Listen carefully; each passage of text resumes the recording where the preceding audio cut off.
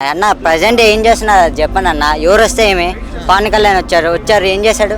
Road అంటాను, ఇక్కడ road నేను చూపిస్తారన్న. ఇప్పుడు కూడా మా ఊరికి వెళ్ళే దాలో గుంతలు ఎట్టున్నాయంటే అట్టున్నాయి. ఏ వన్ కాదు, దరిద్రంగా ఉన్నాయి. 2 years కరోనా వచ్చేసింది, అవునా?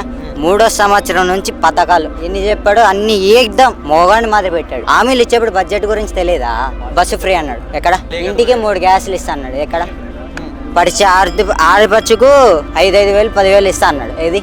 సంవత్సరం క్యాలెండర్ వదులుతాను, ఎక్కడ ఉద్యోగాలు? హైదరాబాద్ వచ్చి పని చేసుకోవాల్సిన కర్మ నాకేమి? డిశ్చార్జ్ చట్టం ఎందుకు తీసేశాడన్న? ప్రతి ఒక్కరికి ఉపయోగపడే సత్యం, అది ఎందుకు తీసేశాడు చెప్పమన్నా? ఛాలెంజ్ ఇస్తున్నా, జగన్మోహన్ రెడ్డిని మించి పరిపాలన ఎవరైనా చూపించమన్నాను. ఈ క్వశ్చన్లకు సమాధానం ఇస్తే నేను గుండు కొట్టించుకొని తిరుగుతా. Hi bro. ఆయన ఇప్పుడు ప్రజెంట్ ఏపీలో డిప్యూటీ సీఎం పవన్ కళ్యాణ్ ఉన్నారు. అవును. ఆయనను తీసేసి నారా లోకేష్ డిప్యూటీ సీఎం చేయాలని చాలా మంది అంటున్నారు. సో ఈ డెసిషన్ కరెక్టా రాంగా?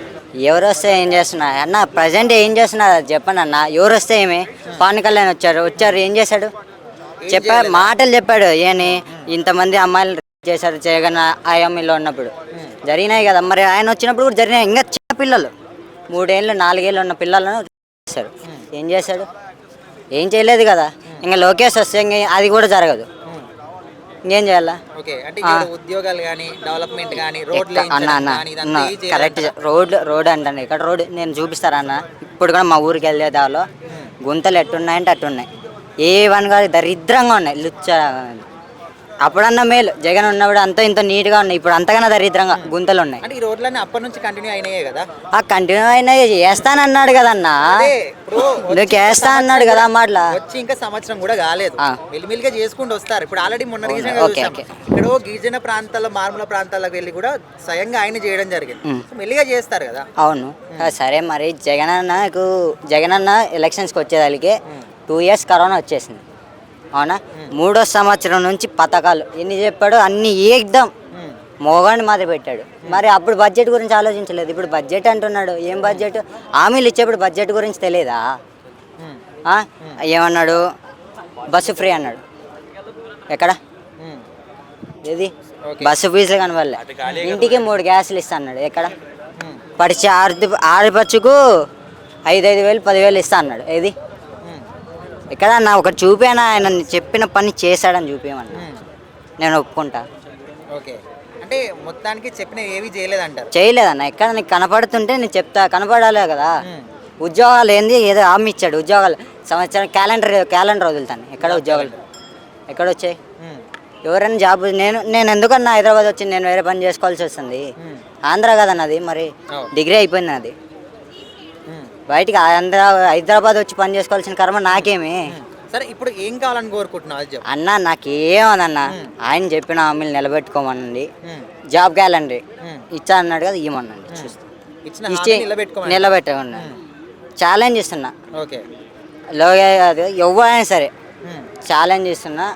జగన్మోహన్ రెడ్డిని మించి పరిపాలన ఎవరైనా చూపించమని ఒప్పుకుంటా. అంటే ఇక్కడ నువ్వు ఈ పార్టీని తక్కువ చేసి మాట్లాడుతున్నావా, లేకపోతే అన్న పార్టీ తక్కువ చేయలేదన్న. నీకు హామీలు ఇచ్చినట్టు ఏకదం నిలబెట్టాడన్నా. నీకు 2 సంవత్సరాలు కరోనా వచ్చిందన్నా. ఇప్పుడు నువ్వు డిగ్రీ అయిపోయింది, ఇక్కడికి వచ్చినా ఎందుకు వచ్చినా అంటున్నావు కదా. నేను పని చేసుకుంటున్నాను, ఇక్కడికి వచ్చా అంటున్నావు కదా. మరి గత ప్రభుత్వ పరిపాలన కూడా మీకు ఎందుకు రాలేదంటారు? మరి జాబులు ఇచ్చాడు, ఎందుకు ఇలా చెప్పు? ఎక్కడ ఇలా చెప్పు? మీరు మాట్లాడుతున్నారు కదా అన్న, నువ్వు అన్నావు కదా జాబులు ఇవ్వలేదు అంటున్నావు. నీకు క్వారంటైన్ ఇవి పెట్టాడు కదా, క్వారంటైన్ అవన్నీ పెట్టాడు కదా. ఎక్కడ జాబులు ఎందుకు ఇవ్వలేదు? 1,50,000 పైన ఇచ్చాడు కదా జాబులు.